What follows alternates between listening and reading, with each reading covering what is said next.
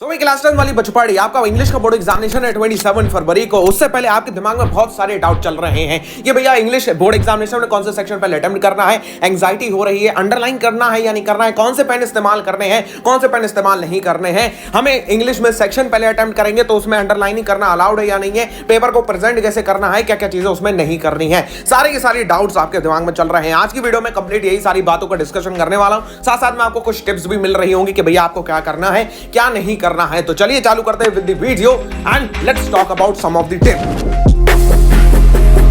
Tip number 1, आपको कौन सा पेन इस्तेमाल करना है। आपको एक ऐसा पेन इस्तेमाल करना है जो आप शुरू से इस्तेमाल करते चले आ रहे हैं, मतलब जो आपके हाथ में एकदम सेट है, आपका हाथ जैसे बहुत अच्छा फास्ट वर्क करता है। वो आपका ब्लू हो सकता है, ब्लैक हो सकता है, लेकिन बोर्ड एग्जामिनेशन में आपको सिर्फ और सिर्फ ब्लू पेन का इस्तेमाल करना है। It should be ball point pen, gel point नहीं इस्तेमाल करना चाहिए, क्योंकि अगर उसके ऊपर पानी उनी गिर गया तो भाई वो पूरा फैल जाता है, आपकी कॉपी बेकार कर सकता है। इसलिए आप बॉल पॉइंट पेन इस्तेमाल करिए, लेकिन अगर आपका हाथ जेल पॉइंट पेन पे सेट है तो आप बॉल पॉइंट पे मत स्विच करिएगा, जेल ही इस्तेमाल करिए, कोई उसमें परेशानी नहीं है, बस वो ब्लू कलर का होना चाहिए। आप डबल कलर का पेन इस्तेमाल नहीं कर सकते हैं, नहीं तो आपके बोर्ड एग्जामिनेशन में कॉपी कैंसिल होने के पूरे चांसेस रहते हैं। टिप नंबर 2 की बात करते हैं। आपको पेन वो लेके जाने हैं जनाब, फिर से ये पेन की बात हो रही है जो थोड़े चले हुए होने चाहिए, मतलब भाई 20% उसकी इंक खत्म होनी चाहिए, क्योंकि आप जो नया पेन ले जाते हैं वो स्मूथली वर्क नहीं करता है, आप उसको स्मूथली चला नहीं सकते हैं। इसलिए वो पेन का इस्तेमाल करिए जो आप 1-2 पेज लिख चुके हो, जिसमें जैसे आप अभी सैंपल क्वेश्चन पेपर सॉल्व कर रहे हैं, इसमें आप 2-3 पन्ने लिख चुके हैं, जिस पेन से उसी का आप इस्तेमाल कर रहे होंगे।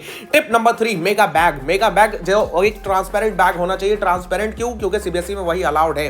ट्रांसपेरेंट बैग बना लीजिए, उसमें आपका एडमिट कार्ड, आपके 2-3 पेन, एटलीस्ट 2-3 पेन जो कि थोड़े बहुत चले हुए हो, 2-3 पेन रख लीजिए, उसमें पेंसिल, इरेजर और आपका जो स्केल आपको रखना है वो रख लीजिए। साथ साथ में आपका स्कूल का आईडी कार्ड भी जरूरी होता है, तो आपको ये सारी की सारी चीजें वहां पर रख लेनी है। बैग में अभी से बना लीजिए, उसको एग्जाम वाले दिन बनाने की जरूरत नहीं है।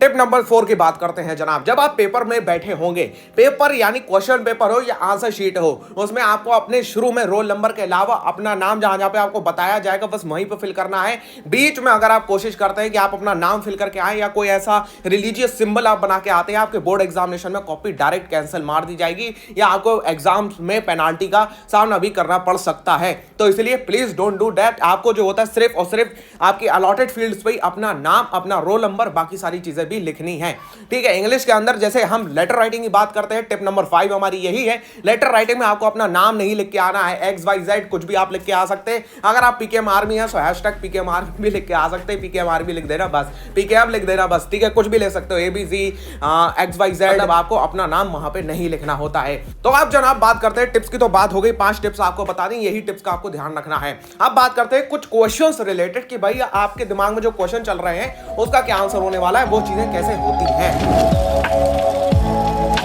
Last in English board examination how to attempt, अभी आपके दिमाग में यही क्वेश्चन चल रहा है। आपके पास में ओवरऑल 195 मिनट्स है, 3 घंटे नहीं सर, 3 घंटे में 195 मिनट्स कैसे, अभी हम बात कर रहे हैं इसकी। क्या अंडरलाइन करना है या नहीं करना है, with section two attempt first, anxiety को लो कैसे किया जाए, hand writing should be neat and clean, क्या हैंड राइटिंग आपकी बहुत ज्यादा साफ होनी चाहिए, प्रेजेंट कैसे करा जाए, ये सारी की सारी बातों को हम डिस्कस कर रहे होंगे। सबसे पहले तो सर ये बात करते हैं 195 मिनट्स आपके पास में कैसे हैं। शुरू के 15 मिनट एक्स्ट्रा दिए जाते हैं, जैसे कि ये सैंपल क्वेश्चन पेपर देखो, ये देखो भाई 15 मिनट आपको एक्स्ट्रा अलॉट किए जाते हैं आपकी रीडिंग के लिए कि आप पेपर को पढ़ें। लेकिन जब सारे के सारे बच्चा पार्टी पेपर पढ़ रहे होंगे तब क्या पीकेएम बच्चा पार्टी पेपर पढ़ेंगे? नहीं, हम इसको इस्तेमाल करेंगे अपना क्या करने में, क्वेश्चंस करने में। इसलिए हम ओवरऑल ये नहीं मान के चल रहे हैं हमारे पास में 175 मिनट्स है, हम ये मान के चल रहे हैं हमारे पास में 195 मिनट्स मौजूद हैं। तो ये मिनट्स का आपको इस्तेमाल कैसे करना है, इससे पहले आधे घंटे पहले से आपको अपनी कॉपीज भरवा ली जाएंगी, आपकी OMR शीट भर दी जाएगी, वो सारी चीजें इससे प्योरियर होती हैं। ये आपको पूरा का पूरा टाइम मिलता है 15 मिनट का पढ़ने का, उसमें आपको पेपर नहीं पढ़ना है। पेपर पढ़ने से और ज्यादा एंग्जाइटी होती है कि भैया ये क्वेश्चन आ रहे हैं मेरे को, ये नहीं आ रहे। Never ever read full paper, ये कहा जाता है, लेकिन कभी भी नहीं पढ़ना चाहिए पूरा पेपर, आपको कभी भी नहीं पता होता है और आपका दिमाग फिर उन क्वेश्चंस पे ज्यादा ध्यान देने लगता है जो उसको नहीं आते हैं, बल्कि उसको छोड़ के जो उसको आ रहे होते हैं। तो अब आपको करना क्या है, ये 15 मिनट का आपको इस्तेमाल कैसे करना है। अब बात आती है जरा सबसे पहले क्या अंडरलाइन करना है, फिर हम बात करेंगे जरा पेपर प्रेजेंटेशन की। अंडरलाइन करना है क्या, हाँ आप कर सकते हैं अंडरलाइनिंग, लेकिन कैसे ध्यान से सुनो। जैसे ये है आपका, आपको इसे अंडरलाइन करना है। अंडरलाइन कैसे करना है, है पेंसिल से, बस ऐसे करके, ऐसे या ऐसे नहीं कि भाई तुमने जो होता है ये मालूम दिया या ऐसे करके एक लाइन बना दी, नहीं, ये गलत है। एग्जामिनर आपका मार्क्स काट सकता है इसके ऊपर या माइनस में भी कुछ लिख सकता है। तो आपको बस करना क्या है, ऐसे ऐसे ऐसे करके छोटे छोटे डॉट्स बना लीजिए इसके रिलेटेड जो चीज़ आपको अंडरलाइन करनी है, या पेंसिल से आप एक पतली सी लाइन बना सकते हैं, वो चीज़ आपकी सही रहती है। अगर आप आंसर मार्क करने की कोशिश कर रहे हैं तो बस एक काम करिए, ऐसे करके डॉट लगा लीजिए इसके आगे या ऐसे कर लीजिए, बस इससे ज़्यादा आपको कुछ भी नहीं करना है। बस ऐसे छोटे छोटे डॉट्स लगा लीजिए, इससे आपको कोई भी परेशानी नहीं होगी, आपको आंसर भी पता रहेगा कि भैया ए है तो यहाँ पे डॉट लगा लेता हूँ, सी है तो यहाँ पे डॉट लगा लेता हूँ, बस इससे ज़्यादा आपको कुछ भी नहीं करना है आंसर में। तो अंडरलाइनिंग आपको क्लियर होगी, पेंसिल से करना है ये सारा का सारा काम। सबसे पहले आपको यहाँ पे अपनी रोल नंबर भरना है, ठीक है, जहाँ पे अलॉटेड टाइम होगा वहाँ पे आपको रोल नंबर भर दिया जाएगा, पर उस पर आपको पेंसिल से ही ये सारे के सारे अंडरलाइनिंग करनी है। Never ever use pain on your question paper, कभी भी आपको पेन का इस्तेमाल नहीं करना है। अब उसके बाद में बात करते हैं सबसे पहले क्या एंग्जाइटी को लो कैसे करा जाए। ये हम जब आपका ये बात करेंगे कौन सा सेक्शन पहले अटेम्प्ट करना है, उसी से आपकी एंग्जाइटी कम हो जाएगी। Hand writing should be neat and clean, भैया हैंड राइटिंग ऐसी होनी चाहिए जैसे ये हैंड राइटिंग में लिखा हुआ है ऐसी होनी चाहिए, मतलब आपको पल्ले पड़ जाए और सामने वाले को पल्ले पड़ जाए, बस उससे ज्यादा नहीं होनी चाहिए, ठीक है। मतलब है आपकी अच्छी राइटिंग बहुत बढ़िया बात है, लेकिन वहां पे कैलीग्राफी मत करने बैठ जाना, ये 195 मिनट हवा की तरह उड़ जाएंगे, पता भी नहीं चलेगा।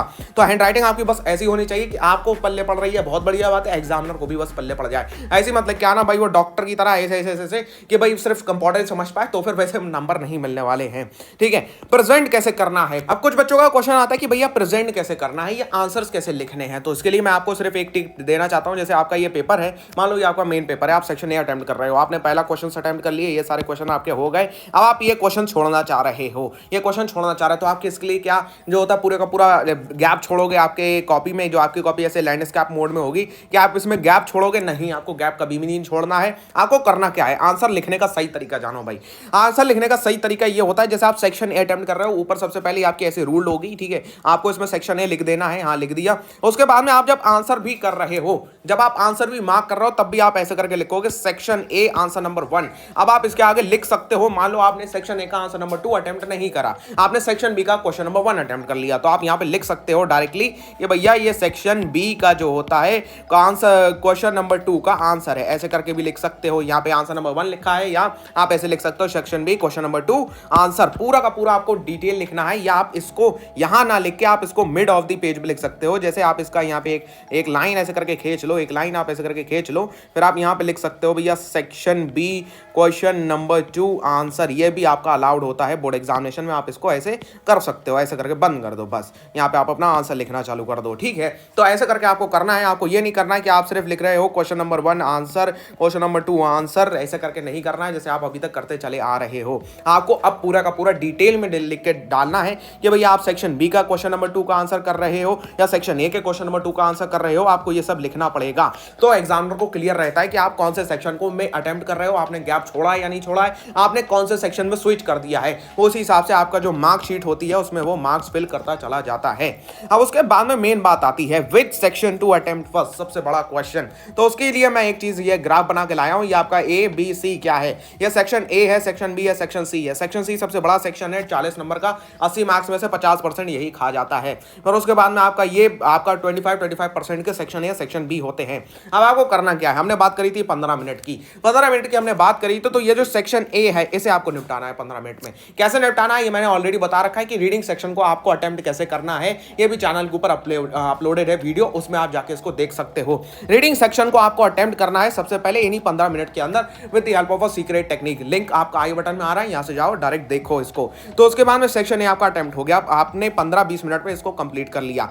अब उसके बाद में आपको क्या करना है, उसके बाद में ये थोड़ा सा क्रिएटिव पार्ट होता है बी वाला। मैं कहूंगा कि आप सेक्शन ए से डायरेक्ट आप मूव करो सेक्शन सी पे, क्योंकि आप यहाँ ये स्टैटिक पोर्शन है, जैसे आपका पेपर भी 2 पोर्शन में डिवाइडेड होगा, स्टैटिक में या डायनेमिक में। सबसे पहले आप जो होता है डायनेमिक पोर्शन का रीडिंग सेक्शन कर रहे होगे शुरू के 15 मिनट्स में, यह आपका निपट गया। फिर उसके बाद में आप आ जाओ स्टैटिक पोर्शन पे, जो कि लिटरेचर आता है, लेटर राइटिंग आता है, ग्रामर आता है, इसमें दोनों छोड़ो, सबसे पहले कंप्लीट करो लिटरेचर को। सेक्शन ए से कंप्लीट आओ भाई सेक्शन सी पे, लिटरेचर आपके सारे क्वेश्चंस आपको पता होते हैं, इसमें क्या करना है क्या नहीं करना है, इसको अटेम्प्ट कर लो। फिर उसके बाद में क्या होगा, उसके बाद में आपको जाना होगा सेक्शन बी पे। इस तरीके से आपको मूव करना है। सेक्शन बी सबसे ज्यादा टाइम लेता है, लेटर लिखना है, फॉर्मेट बनाना है, एनालिटिकल पैराग्राफ लिखना है, ये आप सेक्शन बी में सबसे लास्ट में कर रहे होगे। सेक्शन ए में जितना भी है आप सबसे पहले करो, फिर सेक्शन सी, फिर सेक्शन बी, यह आपका टाइम आराम से बचाएगा। और मैं गारंटी देता हूं अगर आप इस तरीके से कर रहे हो, आपकी स्पीड बढ़िया है, तो आपका एग्जाम जो होता है 2 आवर्स एंड 30 मिनट्स में अप्रॉक्स निपट जाना चाहिए। अप्रॉक्स 30 मिनट्स आपके रिवीजन के लिए बच जाएंगे।